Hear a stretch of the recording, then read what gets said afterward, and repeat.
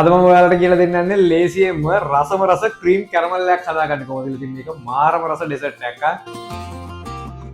අපි මුලින්ම මේකට ඕනි කැරමල් එක හදාගෙන යමු. ඉතින් ඒකට මෙතන සීනි ග්‍රෑම් 100ක් මම අරගෙන තියෙනවා. අපි ඒකට එකතු කරගන්නවා වතුර මේස් හැඳි එකක්. දැන් ඉතින් මේක ඔයාලා හොඳට කැරමල් කරගෙන මෙන්න මේ වගේ භාජන වලට දාගන්න ඕනේ. දැන් ඉතින් මේ කැරමල් ටික සෙට් වෙනකන් අපි පැත්තකින් තියලා අපි පුඩින් එක හදාගන්න දෙයට යන්න.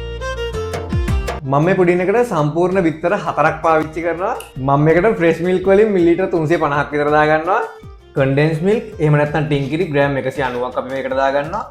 සීනි ග්‍රෑම් 80යි වැනිලා තේ හැටි දෙකයි. දැන් ඔයාලා මේ සේරම හොඳට මික්ස් කරගන්න ඕනේ.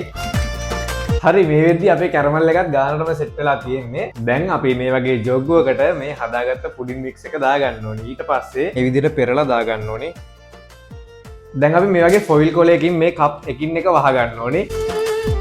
දැන් අපි මේ වගේ ට්‍රේ එකකට තද රස්නේ උණු වතුර දාගන්න ඕනේ. සාමාන්‍යයෙන් මේ කප් එකෙන් භාගයක් විතර වැහෙන මට්ටමට.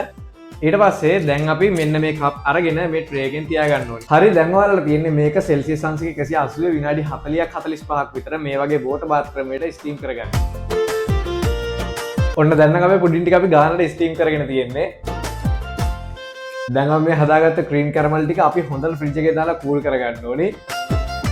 දැන් අපේ පුඩින් ටික හොඳටම සෙට් වෙලා තියෙන්නේ, කූල් වෙලා තියෙන්නේ. දැන් අපි මේ ට්‍රේ එකට ආයෙත් උණු වතුර දාගන්න ඕනේ. මේක තද රස්නෙම තියෙන උණු වතුරක් ගන්න. ඊට පස්සේ මේ කූල් කරගත්ත පුඩින් ටික අරගෙන අපි මේ උණු වතුරේ පොඩ්ඩක් වෙලා තියලා තියන්න ඕනේ. මොකද මේකෙන් තමයි අපිට මේ කැරමල් එක හොඳට ගලව ගන්න පුළුවන් වෙන්නේ. නැත්තම් මේ කැරමල් එක දැන් කූල් වෙලා නැතිනේ මේ උණු වතුර එකේ දැම්මම මේ කැරමල් එක ආපහු දිය වෙලා යනවා. දැන් ඉතින් මේ පුඩින් එක අපි අනිත් පැත්ත ගහගමු.